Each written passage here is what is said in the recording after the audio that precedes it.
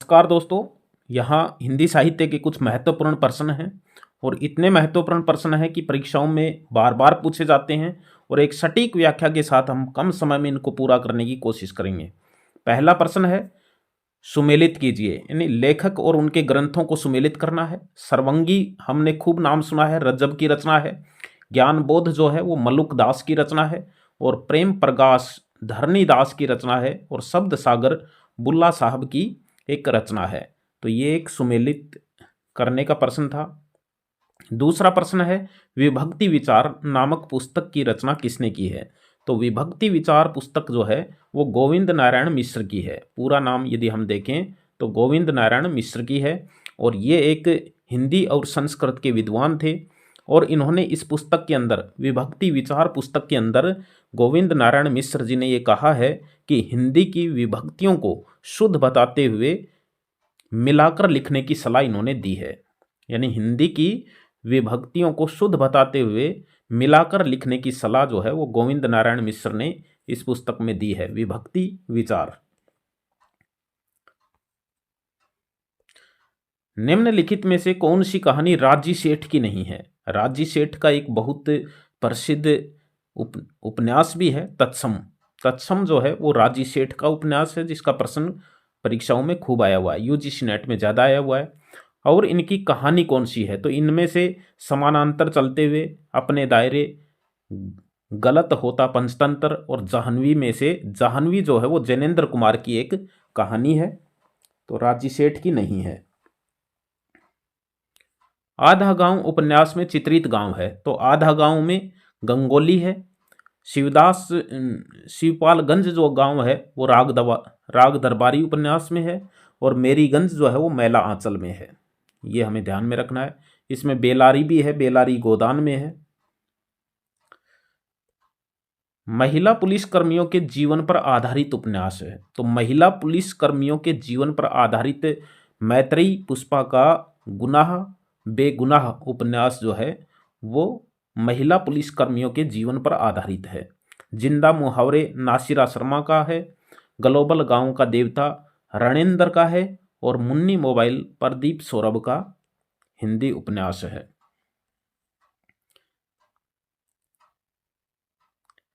नई कहानी आंदोलन चलाने वाले लेखक नहीं हैं। नई कहानी आंदोलन चलाने वाले लेखक नहीं हैं। तो राजेंद्र यादव है, कमलेश्वर है, मोहन राकेश है। ये तीन नाम आते हैं नई कहानी आंदोलन में।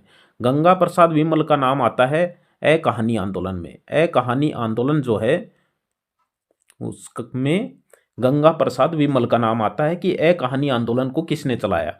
तो वो गंगा प्रसाद विमल है। गंगा प्रसाद विमल का नाम यदि आज आया है तो मैं बता दूं आपको कि आज इनकी पुण्यतिथि है। 23 दिसंबर 2019 को, 23 दिसंबर 2019 को श्रीलंका निजी दौरे पर गए हुए थे और वहीं सड़क दुर्घटना में इनका निधन हो गया था। आज ही के दिन 23 दिसंबर 2019 को जो है वो श्रीलंका निजी दौरे पर गए हुए थे, वहाँ उनका श्रीलंका में जो है वो निधन हो गया था। गंगा प्रसाद विमल हिंदी के एक अच्छे साहित्यकार थे। ए कहानी आंदोलन के प्रवर्तक माने जाते हैं। प्रभा खेतान की आत्मकथा। प्रभा खेतान की आत्मकथा है अन्या से अनन्या। अन्या से अनन्या का प्रश्न खूब आता है। प्रभा खेतान की एक बहुत ही अच्छी आत्मकथा है। एक कहानी यह भी, इसकी यदि हम बात करें तो वो मन्नू भंडारी की है। और पिंजरे की मैना, पिंजरे की मैना चंद्र किरण सोनरेखा की है। ये हमें ध्यान में रखना है, चंद्र किरण सोनरेखा की है यह आत्मकथा। और इसमें 1857 से लेकर 1947 तक के भारत का वर्णन है। ये प्रश्न भी इसमें जुड़ता है। 1857 से, आप कहेंगे आत्मकथा है तो 1857 में इनका जन्म थोड़ी हुआ होगा, नहीं हुआ। इन्होंने अपने पूर्वजों से जो है वो अपनी आत्मकथा को जो है वो शुरुआत की है और अपनी कहानी तक इसको ख़त्म किया है। तो पिंजरे की मैना में चंद्र किरण सोनरेखा ने 1857 से 1947 तक का जो है वो वर्णन इसमें किया है। हादसे जो है, हादसे रमणिका गुप्ता की आत्मकथा है। हादसे रमणिका गुप्ता की एक आत्मकथा है और बिहार विधानसभा की ये सदस्य रही हुई हैं रमणिका।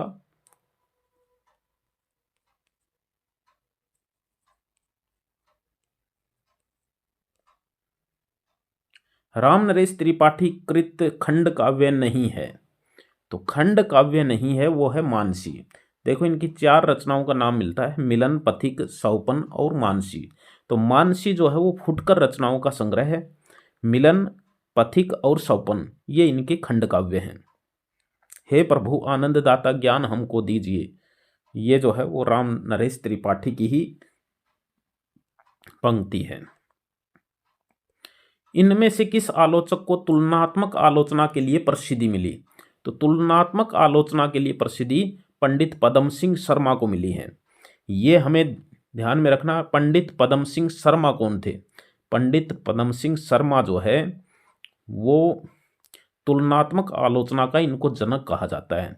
और ये ऐसे लेखक थे जिनको पहला मंगला प्रसाद पारितोषिक भी मिला था। आपने खूब सुना होगा नाम पुरानी रचनाओं के लिए कि भाई इस रचना को मंगला प्रसाद पारितोषिक मिला हुआ है। मंगला प्रसाद पारितोषिक, मंगला प्रसाद पारितोषिक का नाम आपने खूब सुना होगा, भाई इस रचना को मिला है, इस रचना को मिला है।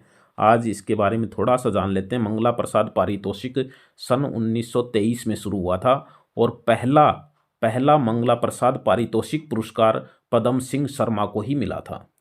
पदम सिंह शर्मा को ही मिला था।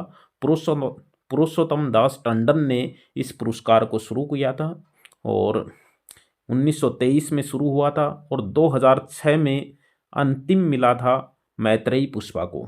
कस्तूरी कुंडल बसे उनकी आत्मकथा है। कस्तूरी कुंडल बसे मैत्रेयी पुष्पा की आत्मकथा के लिए इनको 2006 में मंगला प्रसाद पारितोषिक अंतिम पारितोषिक मिला था। उसके बाद में ये बंद हो गया। तो हिंदी का एक प्रतिष्ठित पुरस्कार जो है ये माना जाता है।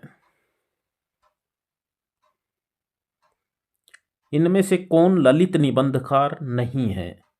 ललित निबंधकार हजारी प्रसाद द्विवेदी हैं, कुबेरनाथ राय हैं, विद्यानिवास मिश्र हैं। नंद दुलारे वाजपेयी एक आलोचनात्मक निबंधकार हैं, समीक्षक हैं और नंद दुलारे वाजपेयी ललित निबंधकार नहीं हैं।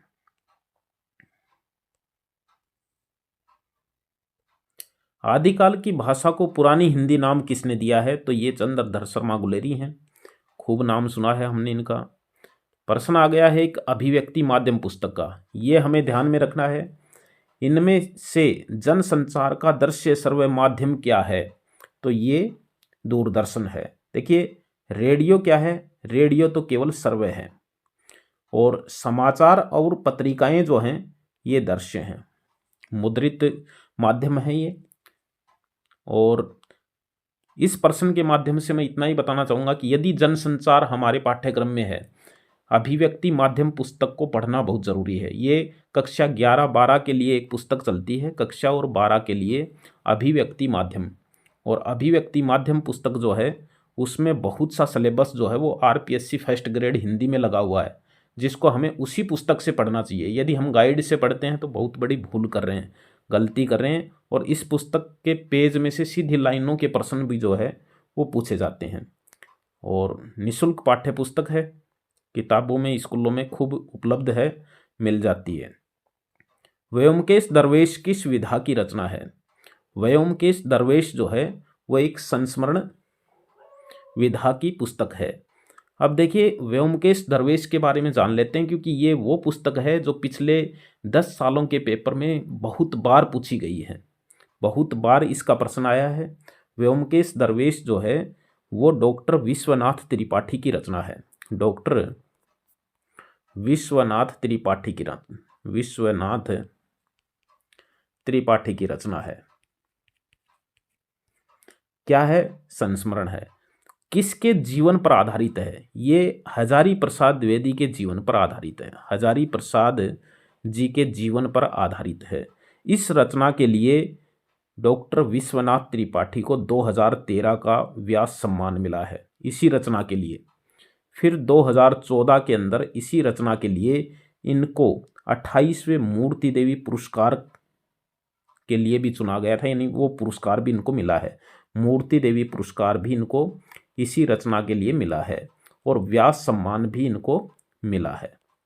इसलिए इस पुस्तक से संबंधित इस रचना का प्रश्न जो है वो खूब परीक्षाओं में आया है। व्योमकेश दरवेश जो है ये 2013 में व्यास सम्मान और 2014 में इसको मूर्ति देवी पुरस्कार, और 2011 में ये पुस्तक जो है वो छपी थी।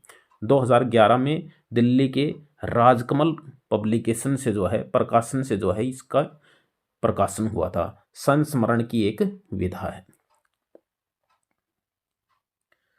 ये देखिए प्रश्न बहुत अच्छा प्रश्न है। इनमें से कौन सी रचना दलित साहित्य के अंतर्गत आती है?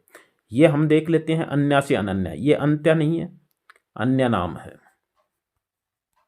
अन्या से अनन्या किसकी है? प्रभा खेतान की है। हमने पहले प्रश्न आ चुका है, आत्मकथा है। तमस किसकी है? तमस जो है वो भीष्म साहनी जी की है। उपन्यास है, भारत विभाजन त्रासदी के ऊपर लिखा गया है। और गुड़िया भीतर गुड़िया जो है वह अभी हमने पढ़ा था, मैत्रेयी पुष्पा की। कस्तूरी कुंडल बसे उनकी एक आत्मकथा है, और गुड़िया भीतर गुड़िया भी मैत्रेयी पुष्पा की एक आत्मकथा है। झूठन, झूठन जो है वो दलित साहित्य के अंतर्गत आती है। और झूठन के बारे में हम थोड़ा सा जान लें। पिछले 10 वर्षों में सबसे ज़्यादा इसका प्रश्न आया है झूठन का।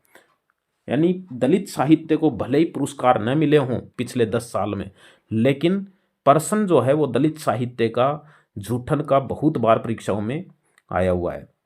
झूठन का प्रकाशन 1897 में हुआ था। 1897 में इसका प्रकाशन जो है 1997 में, सॉरी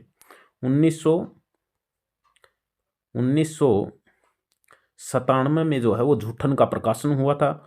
और 2015 में इसका दूसरा खंड जो है वो प्रकाशित हुआ है। 2003 में इसका अंग्रेजी अनुवाद भी जो है वो प्रकाशित हुआ है। और 2008 में न्यूयॉर्क में इसका अंग्रेजी अनुवाद फिर प्रकाशित हुआ है 2008 में। यानी बहुत ही बहुचर्चित जो है वो आत्मकथा रही हुई है। झूठन शीर्षक किसने दिया? रचना किसकी है? ओम प्रकाश वाल्मीकि की है। झूठन जो है वो ओम प्रकाश वाल्मीकि की आत्मकथा है। और ऐसा कहा जाता है कि झूठन जो है ये शीर्षक इनको राजेंद्र यादव ने सुझाया था, जो कि हिंदी के एक लेखक रहे हुए हैं राजेंद्र यादव। उन्होंने इस शीर्षक को जो है वो सुझाया था। 2018 में हिमाचल विश्वविद्यालय के पाठ्यक्रम से इसके कुछ अंश हटाए गए तो कुछ विवाद में रही। लेकिन 2019 में आर्टिकल 15 शायद फिल्म प्रकाशित हुई थी, तो उसमें इसके महत्व को स्वीकार किया गया। तो बहुत ही प्रसिद्ध आत्मकथा जो है वो दलित साहित्य की श्रेणी की है, जिसका प्रश्न जो है वो खूब परीक्षाओं में आया हुआ है। इतने ही प्रश्न थे। फिर मिलेंगे अच्छे प्रश्नों के साथ, तब तक के लिए बाय।